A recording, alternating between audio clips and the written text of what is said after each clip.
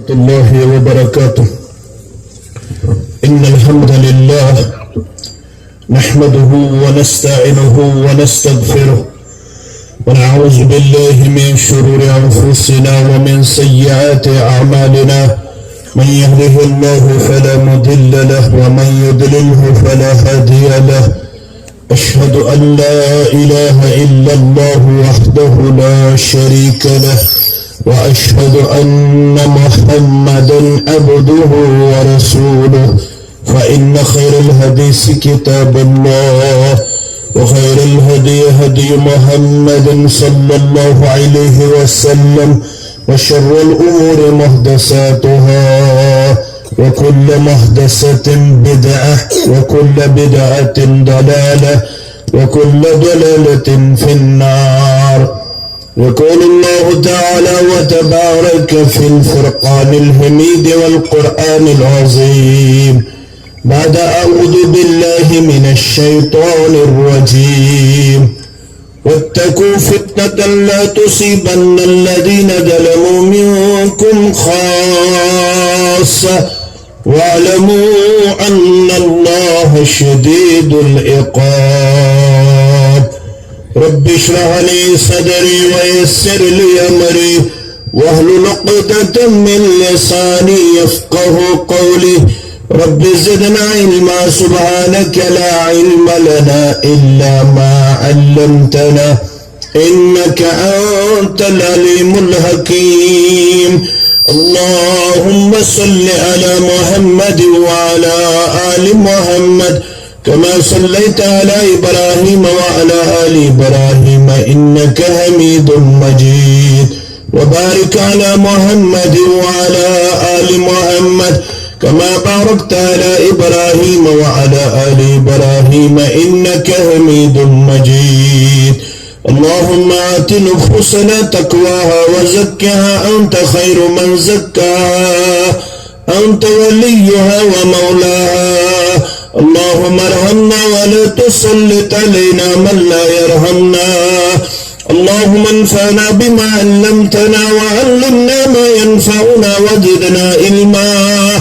اللهم إنا نعوذ بك من الشر والشر والرياء والبدع.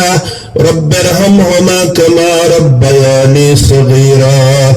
اغفر لنا وللمؤمنين والمؤمنات والمسلمين والمسلمات الأحياء منهم والأموات إنك غافر الذنوب والخطايا برحمتك يا أرحم الراحمين.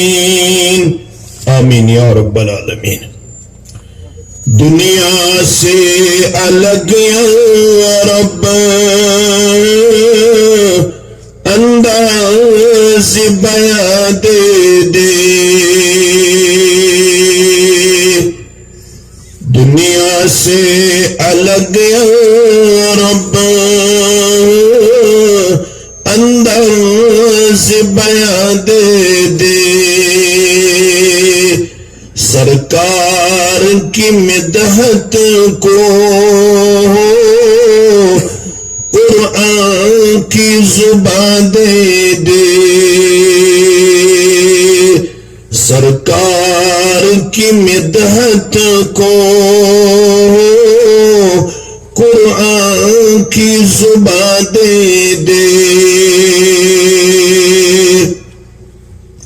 جز سرور دی ایسا ہے کوئی زمانے میں. جز سرور دی ایسا ہے کوئی زمانے میں. جو جان کے دشمن کو بن مانگے اما دے دے.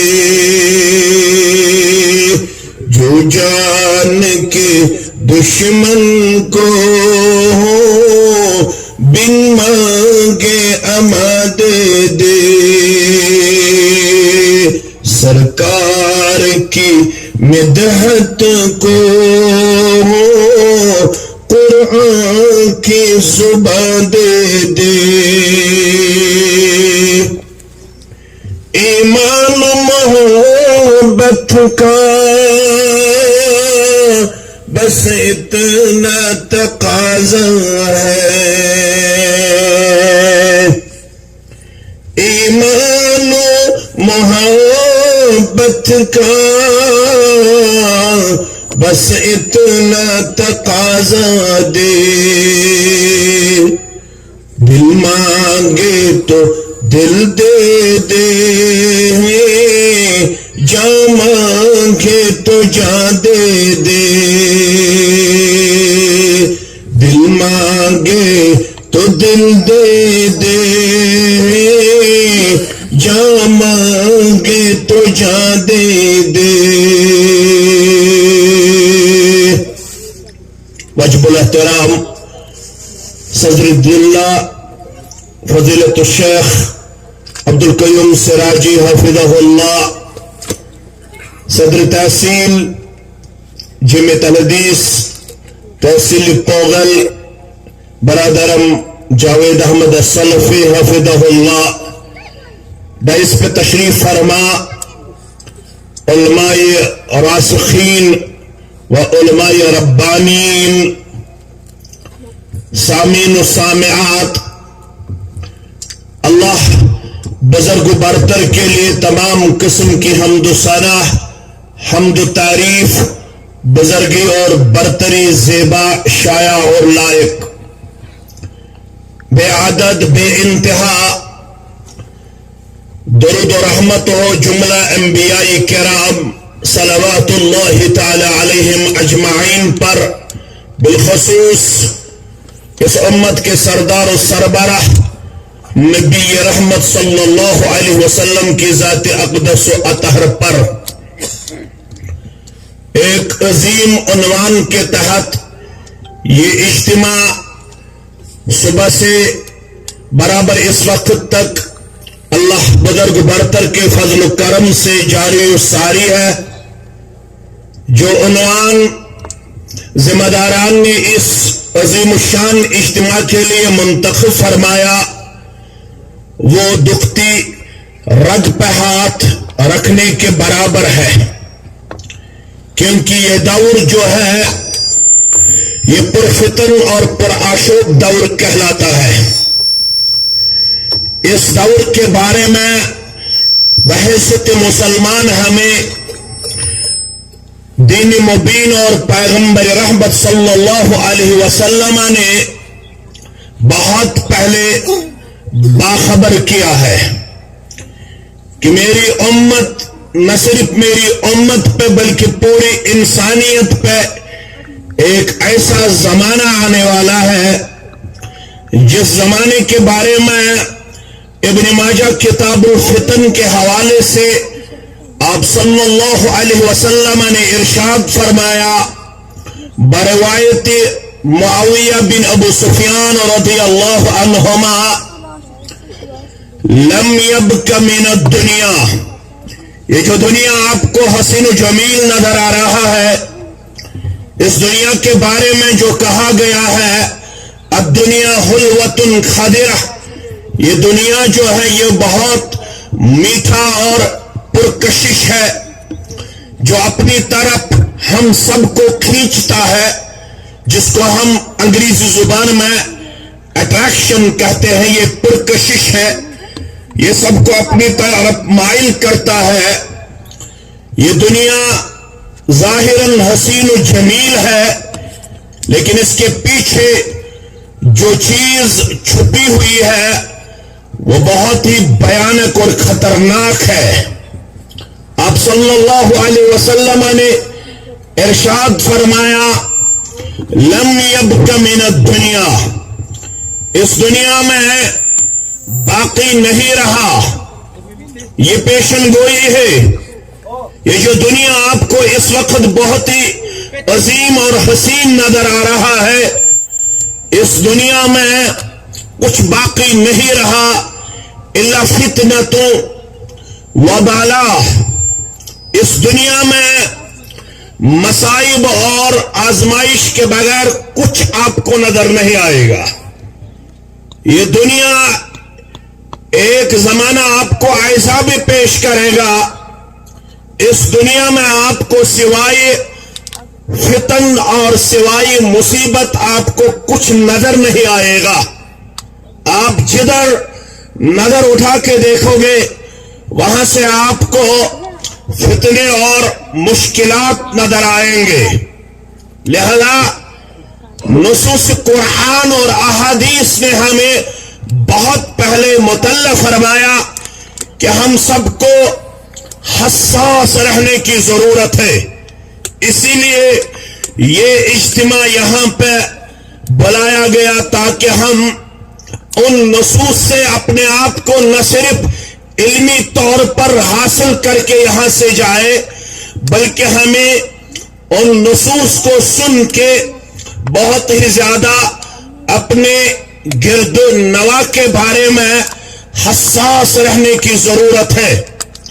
اور الاول فالاول والاقرب فالاقرب کے تحت اپنے قریب ترین رشتہ داروں کے تئیں بھی ہمیں بہت حساس رہنے کی ضرورت ہے، کیونکہ میں ایک ذمہ دار امتی کے طور پر یہاں پہ ایک عظیم شخصیت کی صورت میں بھیجا گیا۔ آپ صلی اللہ علیہ وسلم نے ارشاد فرمایا، ما من عبد استرعہ اللہ رعیعۃ، کوئی بھی اللہ کا بندہ جس کو اللہ تعالیٰ نے رعیت عطا کی ہو۔ علماء یہاں پہ تشریف فرما ہے، میں بار بار اس خطے میں آ کر یہ بات دہرانا مناسب سمجھتا ہوں، اور اس میں کوئی دو رائے نہیں ہے کہ اللہ بزرگ برتر نے اس علاقے کو بہت بڑے علماء سے مشرف فرمایا، کیونکہ جب ہم اپنی جماعت کی طرف نظر اٹھا کے دیکھتے ہیں، جو علماء راسخین اور ربانین، دو الفاظ میں نے آپ کے سامنے پیش کیے، ان دونوں الفاظ پہ آپ کو غور کرنے کی ضرورت ہے۔ علماء راسخین اور علماء ربانین، جن کو علمی لیول میں بہت ڈیپتھ حاصل ہے، جو علمی طور پر بہت مضبوط اور مستحکم ہے، اس کے ساتھ ساتھ میرا حسن ظن ہے یہ جو عالم اللہ نے ہمیں عنایت فرمائے، یہ صرف علم سے ہی مستفید نہیں ہے، ان کو اللہ نے عمل بھی عطا کی ہے۔ اللہ میرا حسن ظن قائم و دائم رکھے، آمین۔ آپ کو مجھ جیسے طالب علم کی ضرورت نہیں ہے، لیکن میں بھی اپنے لیے یہ افتخار سمجھتا ہوں کہ میں ان چوٹیوں کو گواہ ٹھہراتا ہوں کہ میں نے بھی اپنے طالب علم زندگی کا سفر ان دور دراز علاقوں میں اپنی بساط کے مطابق جاری و ساری رکھا۔ اللہ مجھے بھی ان لحظات و لمحات سے انشاءاللہ نجات عطا فرمائے گا انشاءاللہ۔ آپ کو مجھ جیسے طالب علم کی ضرورت نہیں ہے، آپ کو اللہ نے بہت بڑے علماء سے نوازا ہے۔ اللہ آپ کو اور ان کو اپنی سلامتی میں رکھے اور اپنی حفاظت میں رکھے۔ میرے عزیز سامعین و سامعات، جس اللہ نے آپ کو ذمہ دارانہ حیثیت میں اس دنیا کی طرف بھیجا اور اللہ نے آپ کو ایک رعیت عطا کی ہے، بقول علامہ ابن باز، سب پڑھیے رحمت اللہ علیہ، اپنے وقت کا مفتی اعظم جو مملکت سعودیہ عربیہ میں تھا، اور ہم سمجھتے ہیں وہاں کا مفتی اعظم پوری مسلم دنیا کا مفتی کہلاتا ہے، مفتی اعظم کہلاتا ہے، کیونکہ وہاں نہ صرف ہمارا کعبہ ہے، مسجد نبوی ہے، بلکہ علم کا جو الحمدللہ منبع ہے۔ یہ جو دنیا جب سکڑ کے جائے گی، یاد رکھنا، اس دنیا میں جب صرف آپ کو فتنے اور مصیبت نظر آئیں گے، یہ جو دین ہے، یہ دین اسی خطے عرض کی طرف اسی طریقے سے واپس جائے گا جس طریقے سے ایک سانپ اپنی بل کی طرف واپس جاتا ہے. اسی طریقے سے یہ دین باقی تمام خطے عرض سے واپس ہو کے کہاں منتقل ہوگا؟ کہاں؟ مکہ اور مدینہ میں. وہ کہتے ہیں یہ جو ریت یہاں پہ رسول اللہ صلی اللہ علیہ وسلم نے ارشاد فرمایا جس کسی کو بھی ریت عطا کی گئی. ریت دو قسم کی پائی جاتی ہے، ایک ہے ریت کبرا، ایک ہے ریت صغرا. ریت کبرا سے مراد بادشاہیت، حکمرانی.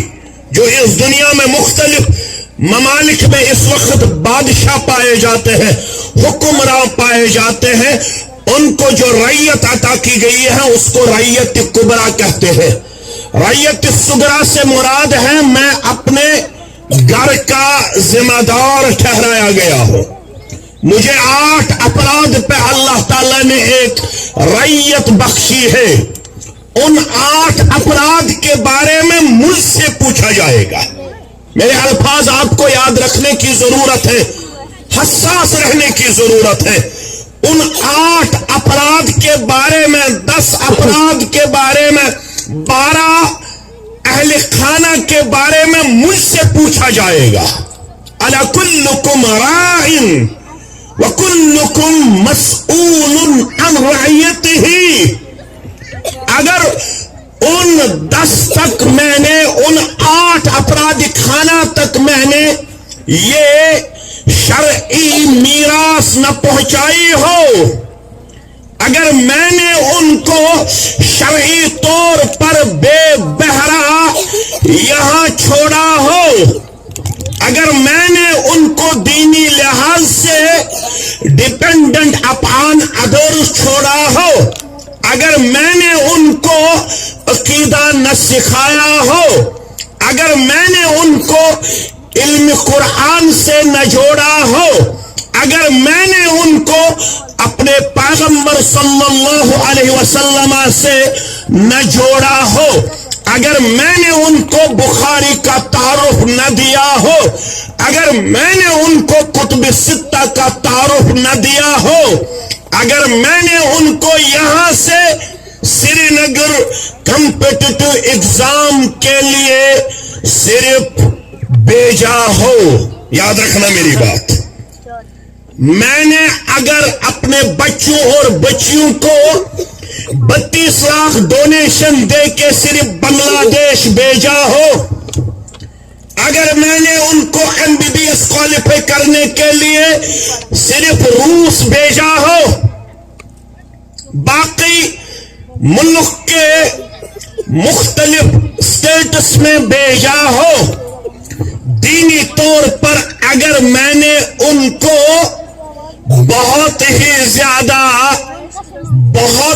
زیادہ کمزور اور بہت ہی زیادہ نوجوان چھوڑا ہو، میرے الفاظ آپ کو سمجھنے میں انشاءاللہ کوئی دقت نہیں ہوگی، اگر میں نے ان کو دینی لحاظ سے ہینڈی کیپڈ چھوڑا ہو، وہ ڈاکٹر تو بنے، وہ انجینئر تو بنے، وہ پروفیسر تو بنے، ان کو ماڈرن ازم کا بہت ایکسپوجر تو حاصل ہوا، وہ اب پوگلی زبان بولنے میں اپنے آپ کو شرم محسوس کرتے ہو، وہ السلام علیکم کہنے میں اپنے آپ کو بیکورڈ تصور کرتا ہو، ان کو لگتا ہو کہ اب میں سیولائزڈ ہوں، جب میں فون کروں تو ادھر سے جب بیل بجے گی تو مجھے السلام علیکم نہیں کہنا چاہیے، مجھے ہائے اور ہیلو کہنے میں ہی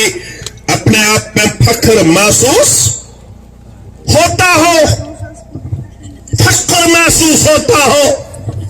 good morning, good afternoon, good evening تو ان کو میں نے سکھایا، لیکن ابھی تک ان کو سورہ बकरा का तर्जमा हासिल न हो, उनको अभी तक सूरह फातिहा ठीक से पढ़ना नसीब न हो,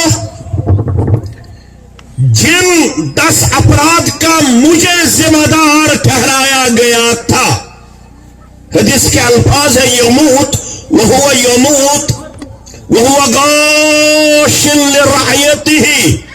जबी अब्दुल रहमान, अब्दुल कुद्दूस, अब्दुल वहाब, मुश्ताक अहमद, मोहम्मद अशरफ फारूक साहब, अतहर साहब, जावेद साहब, नजीर साहब या कोई और मुस्लिम नाम का जो घर का जिम्मेदार हो, जब वो इस दुनिया से कोच कर गया, जब वो इस दुनिया से चल बसा, लेकिन दुनिया से जाते हुए उसने अपनी इस रैयत के साथ धोखा किया हो। क्या किया हो? धोखे से क्या मुराद है? आसान अल्फाज में मैं आप तक बात पहुंचाना मुनासिब समझता हूं। इल्मी लेवल पर आपको अल्लाह ताला ने ये तारे अता किए हैं। मैं तो एक अपना दर्जे का तालिब इल्म हूं। मैं आसान अल्फाज में अपनी बात आप अजीम शख्सियात तक पहुंचना अपने लिए इज्जत समझता हूं। धोखे से मुराद यहां यह नहीं है कि आपने उनको मकान बना के नहीं रखा होगा, आपने उनको समझ लो मकान भी तामीर करके दिया होगा, आपने उनको लाखों की तादाद में बैंक बैलेंस भी रखी होगी, आपने उनको 20 कनाल जमीन का बाज़ाबिता कागजात भी दिए होंगे, आपने उनको रामबन में बहुत बड़ा कॉम्प्लेक्स भी तामीर करके दिया होगा। धोखे से यहां मुराद आपने उनको दीनी लिहाज से आशना न किया हो, दीनी लिहाज से उनको आपने बाखबर न किया हो, दीनी लिहाज से वो बहुत पीछे इस समाज में अपने आप को पेश करने वाले हो, उनको ये तक मालूम न हो कि इसको तकबीरतुल ऊला क्यों कहते हैं। याद रखना मेरी बात, ये जो हम इकामत होने के बाद अल्लाह अकबर कहते हैं फिर हाथ बांधते हैं, हम इस पे लड़ाई नहीं छीनते हैं कि आपको हाथ कहां बांधने हैं। अलबत्ता हम आपको सिखाते हैं कि सल्लु कमा रायतुमूनी उसल्ली। नमाज तब ही अल्लाह के हुजूर काबिल कबूल होगी जब उसमें वही तरीका होगा जो आपको और मुझको रसूलुल्लाह सल्लल्लाहु अलैहि वसल्लम सिखा के यहां से चल बसे। और फिर आप वसल्लम ने इरशाद फरमाया आपको कयामत तक वही नमाज पढ़नी होगी जो नमाज मैंने इस दुनिया में आपको सिखाई। लेकिन जब वो आपका बच्चा और बच्ची इकामत होने के बाद अल्लाह अकबर कहे, इस तकबीर को 2 नाम शरई टर्मिनोलॉजी में दिए गए हैं। एक है तकबीरतुल ऊला, दूसरा है तकबीर तहरीमा। कितने नाम है? एक क्या है? तकबीरतुल ऊला, दूसरा क्या है? तकबीर तहरीमा। मेरी बेटी ने एमए किया है, मेरा बेटा अल्हम्दुलिल्लाह डबल पीएचडी है, लेकिन जब वालिद साहब दुनिया से रुखसत हुए उसके बाद मैंने इस एमए बेटी की तरफ जब अपनी तवज्जो मबजूल की, मैं उसका रिश्तेदार रहा हूं। पूरी उम्मत की जो बेटियां हैं वो मेरी बेटियां हैं, क्योंकि हम रूहानी तौर पर उनके बाप हैं, क्योंकि हम रूहानी शागिर्द हैं और रूहानी उस्ताद हैं। इस लिहाज से पूरी उम्मत की जो बच्चियां हैं वो हमारी बच्चियां हैं। जब मैंने उस बच्ची को कभी पूछना चाहा, बेटे आपने एमए किया है, ये जो इकामत के बाद तकबीर आप करती हो, इस तकबीर के कितने नाम हैं शरई टर्मिनोलॉजी में? उसने कहा मैंने सुना है इसको अल्लाह अकबर कहते हैं। क्या कहते हैं? अल्लाह अकबर। उसको एमए करने के बाद भी ये शरई ٹرمینالوجی معلوم نہیں تھی کہ اس کا الگ سے شرعی طور پر دو نام ہے، تکبیرۃ الاولیٰ اور تکبیر۔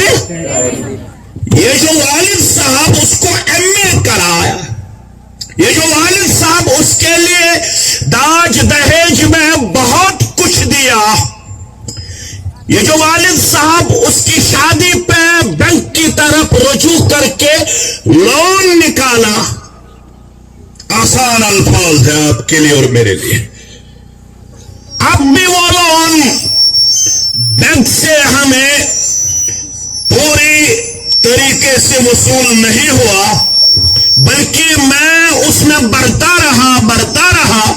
جب والد صاحب اس دنیا سے رخصت ہوئے، ابھی یہ لون کی رقم پوری نہیں ہوئی، اس کے بیٹے کو بھی وہ قسط بھرنا پڑتا ہے۔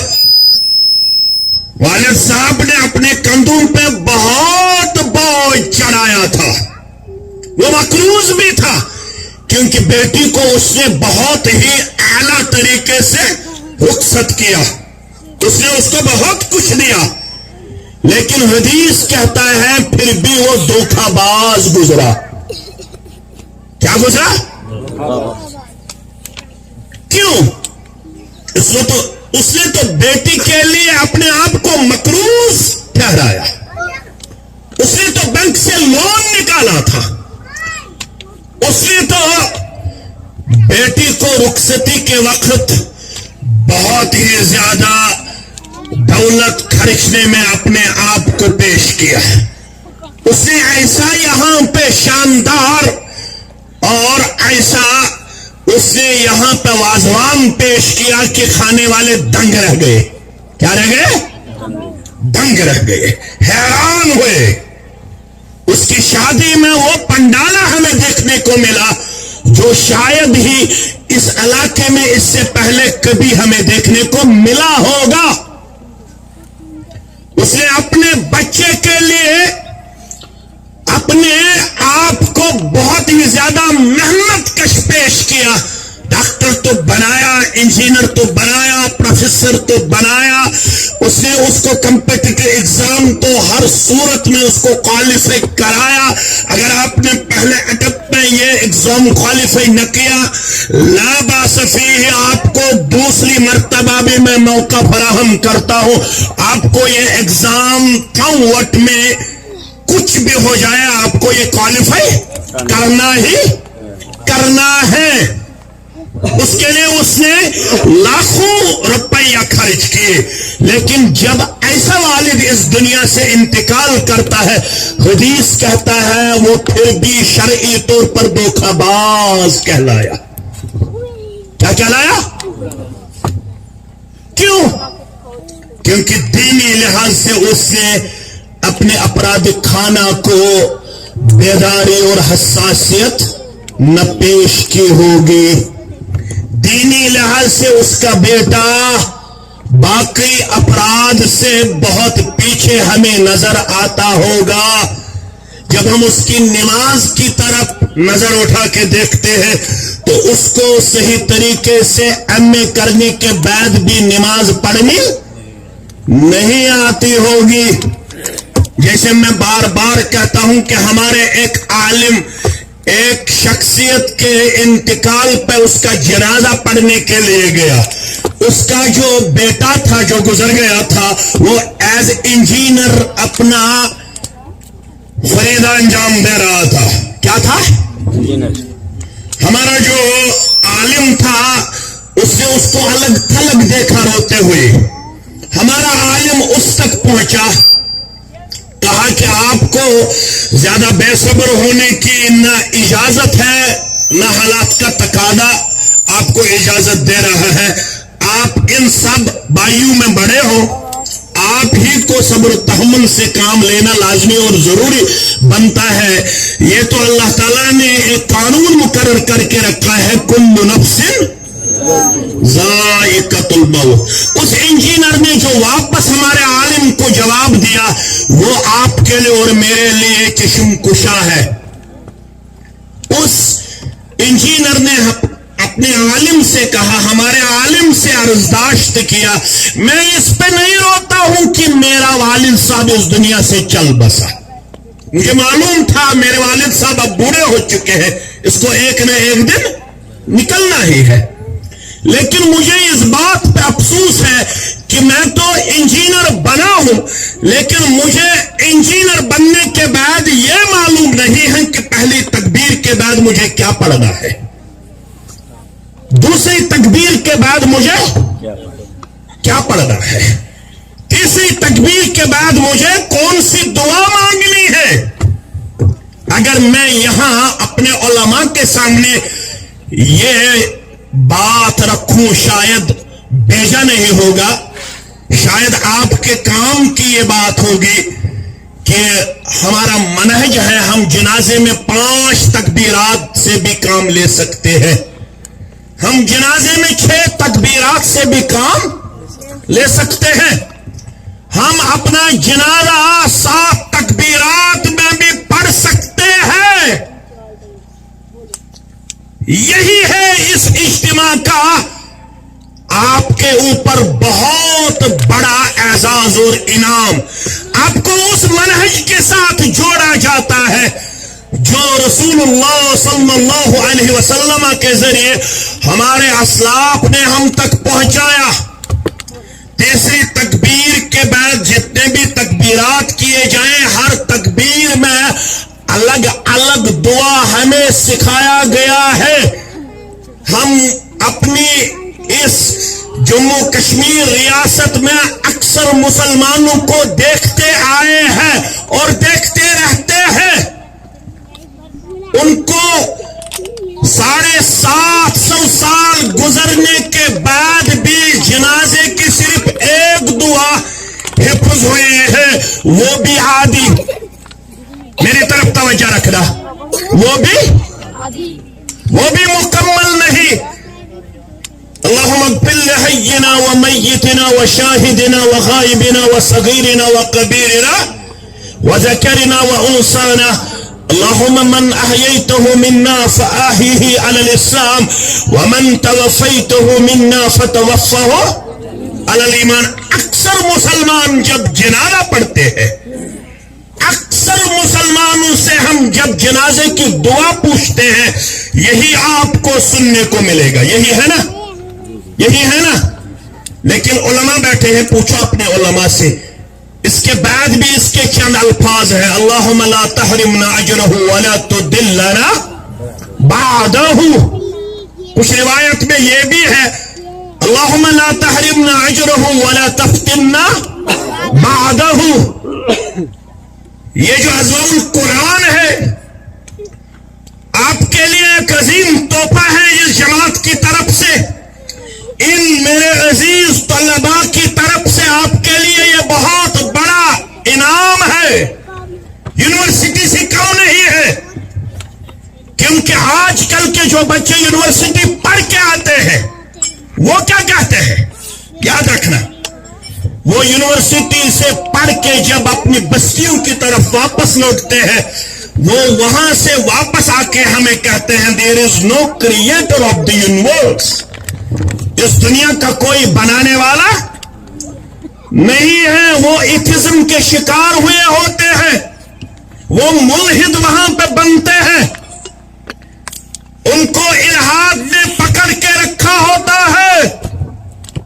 اگر آپ اپنے بچوں اور بچیوں کو بچانا چاہتے ہو تو آپ کو ان جیسے سبائی اور مسائی درسگاہوں کو مضبوط سے مضبوط تر کرنا لازمی اور ضروری بنتا ہے, ضروری بنتا ہے.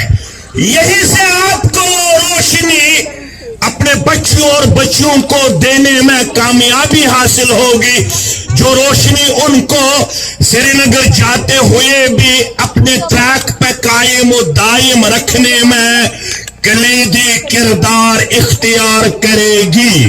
یاد رکھنا میری باتیں. اگر آپ نے ازواء القرآن کے بغیر ان کو جموں سٹی میں کوچنگ کے لیے چھوڑا, سری نگر سٹی میں کوچنگ کے لیے چھوڑا, وہ وہاں سے واپس آ کے آپ کا اولاد صالح ثابت نہیں ہوگا جب تک ان کو کتاب و سنت کے ساتھ نہ جڑا ہوگا آپ نے. یہ جو والد ہے، شاید میں بہت وقت لے چکا ہوں لیکن مجھے پتا نہیں ہے کہ میں کیا کہہ رہا ہوں. آپ کو میری بات پسند بھی آئی یا نہ آئی مجھے یہ پتا نہیں ہے، لیکن مجھے امید ہے کہ یہ انشاءاللہ آپ کے لیے بھی اور میرے لیے بھی انشاءاللہ اس دنیا میں بھی باعث عزت ثابت ہوگی اور آخرت میں بھی باعث نجات ثابت ہوگی انشاءاللہ.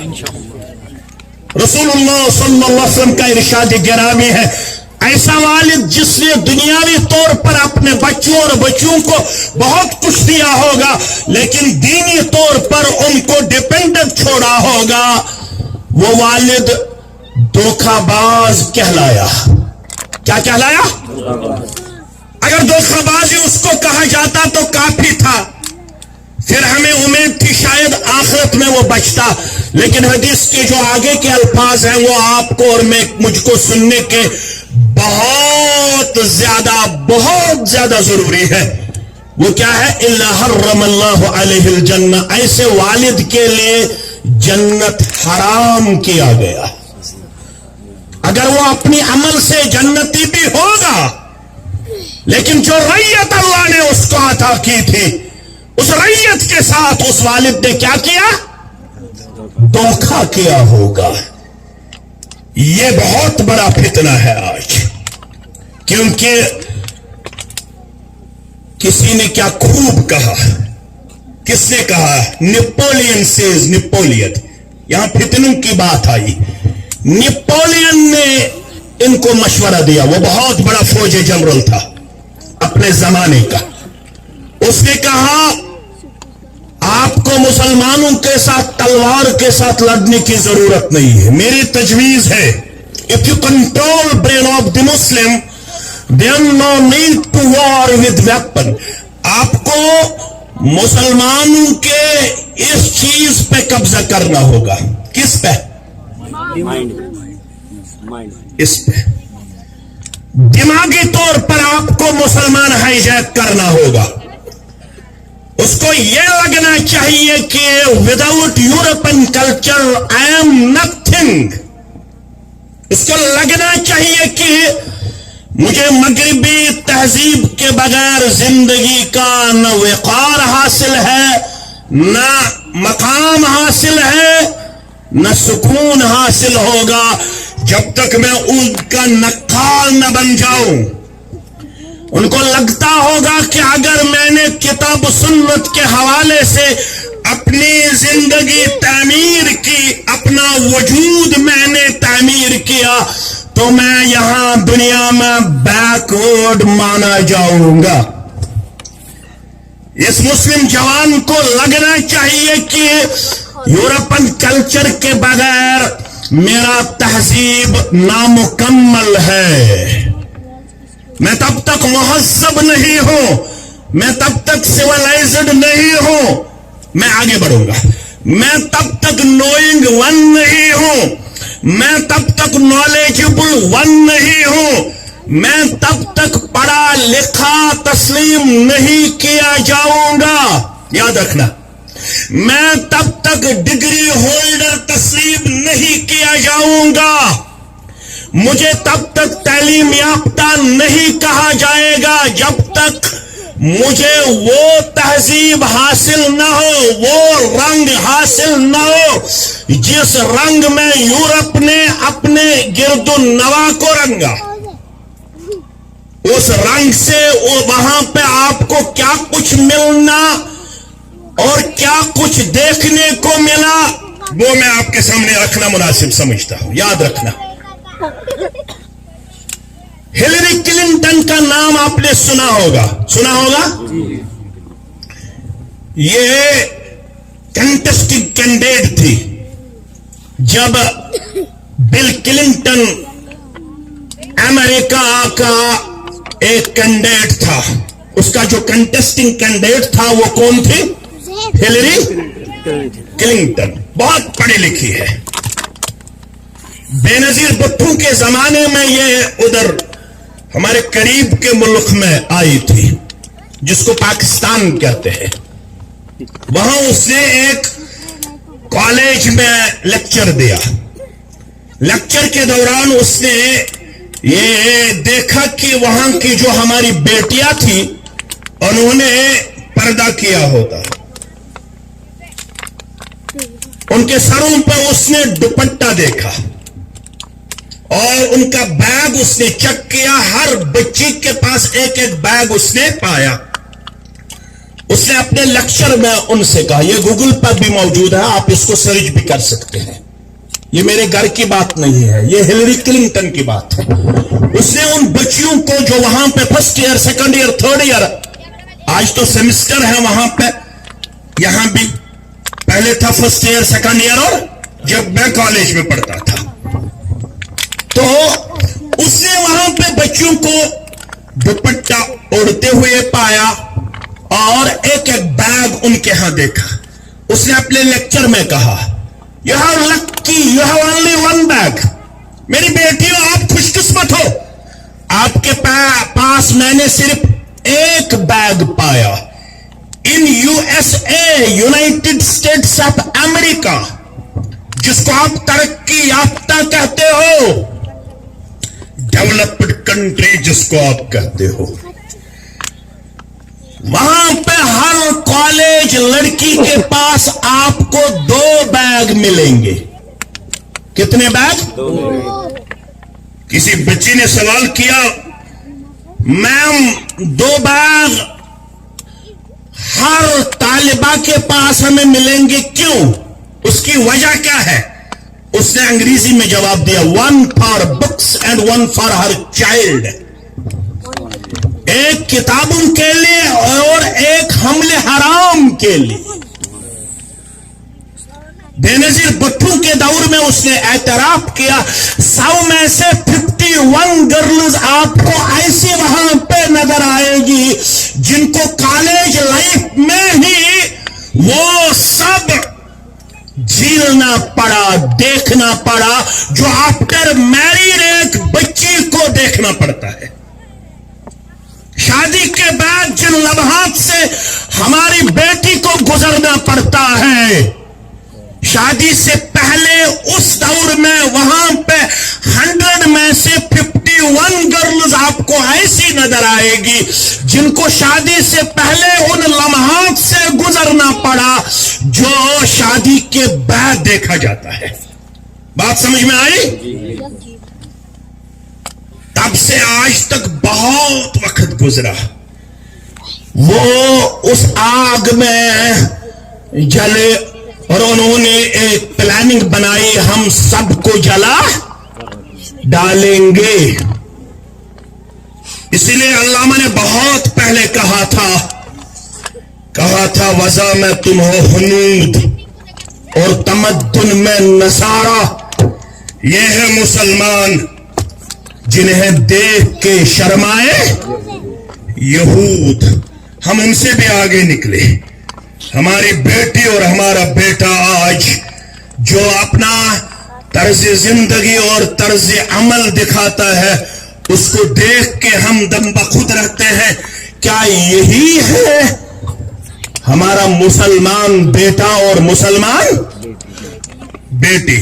جاتے جاتے 2 چیزوں کی طرف میں آپ کا توجہ مبذول کرنا لازمی سمجھتا ہوں. یہ ہے کہ اگر آپ لوگ ان چیزوں سے اپنے گرد و نواح کو بچانا چاہتے ہو تو 2 چیزیں میں آپ کے سامنے بحیثیت ٹول رکھنا مناسب سمجھتا ہوں، بحیثیت علاج. وہ کیا ہے؟ یہ تو درد تھا، تکلیف تھا. اب اس تکلیف سے ہمیں نجات بھی ملنا چاہیے. نجات کے لیے 2 چیزیں میں آپ کے سامنے عرضداشت کرنا چاہتا ہوں. پہلا یہ کہ اس دور میں اگر آپ اپنے آپ کو، اپنے اہل و عیال کو بچانا چاہتے ہو تو آپ کو علماء راسخین اور ربانین کے ساتھ رابطہ رکھنا لازمی اور ضروری بنتا ہے. کن کے ساتھ؟